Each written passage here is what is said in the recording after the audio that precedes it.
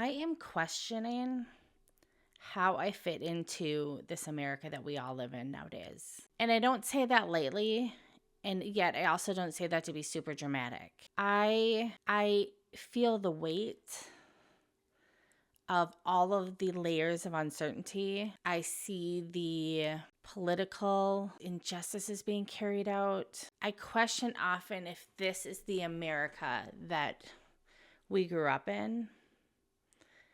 And I think I'm done holding my breath that somehow that's going to just return and things will ever get back to normal.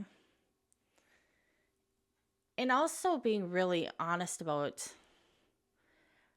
my normal from what I grew up with and what I think back to wasn't everybody's normal.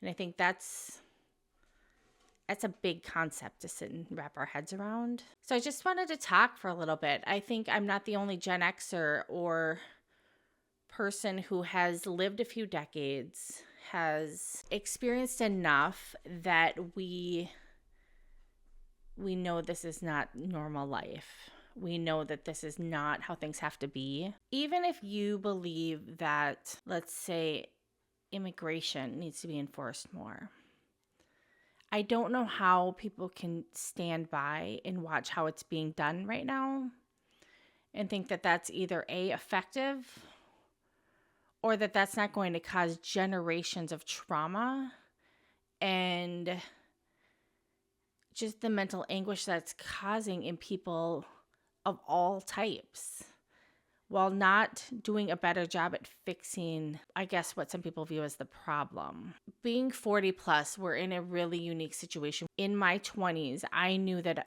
if I worked hard enough, there were opportunities. I may not have a glamorous job. I may not have a big title, but I could get a job and I could work really hard and probably have a house if that was my choice.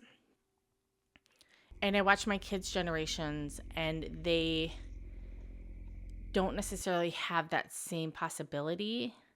It's not going to be easy for them. The amount of work and precision and second jobs, all of the things to even have a chance, and then possibly still sharing a house with others for a while, is a very real reality for many younger people.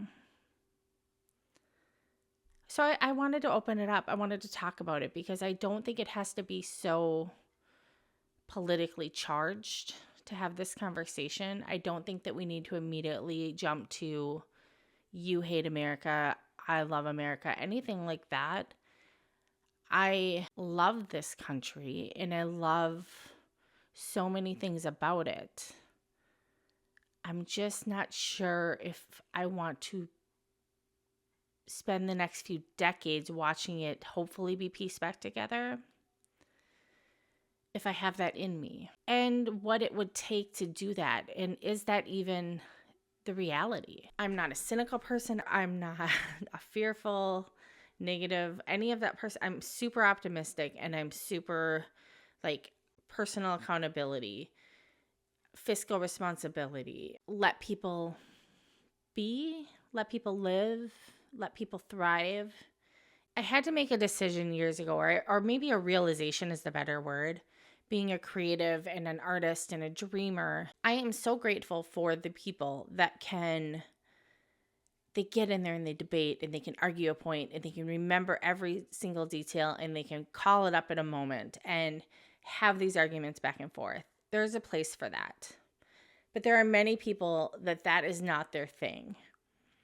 And we need other people rounding out society that handle things differently, handle things in a calmer way. People that are doing things, researching in the background, holding steady, holding the ground. And I've almost viewed my role as I am best, and I think I help the most people, not when I'm in a panicked, furied state of mind, but when I am calm and measured and I can look at things clearly, but also help people find their goals and their meaning in life and what drives them so that they feel like they can have a reason to get out of bed in the morning. When things feel how they feel right now, for so many of us, there's something bigger that's driving us for why the fight matters, why the love matters, why we don't just give up. And I actually don't look at the people that are moving to another country as giving up. I think some people are like, tag me out, I'm going to refresh and regroup. I know in our travels, when we visited other countries, there is a beauty and a wisdom that comes from seeing how other countries do things, how other countries can introduce ideas into their society, and culturally how other cultures do things. And it's often been the case that what we've learned, at least what I've learned here in America, is not necessarily the full truth. We're not the best in all the areas we like to think we're the best in. We are a very young democracy. There have been countries that have came and went that have lasted much longer than America has. And so I think it's naive to think that we are somehow entitled to go on and think that everything automatically will turn out without us showing up in some way. I am horrified by what I'm watching. I worry for my immigrant friends, my gay friends, the people of color that have been fighting these battles for generations, and how freaking exhausted that must be for them. I mean, I feel like for 10 years I've been upset and annoyed and frustrated politically, and I'm realize how entitled that is. I mean, women fought for the right to vote for decades and decades. And I can't imagine what that felt like for these women to live their lives fighting for this and die and still never have seen women get the right to vote. So I don't know. I'm curious how you guys are handling it, how you are, if you're just putting your head down and pretending like everything's fine, if you are inside your own houses having discussions, but outside in public, you are having a brave face.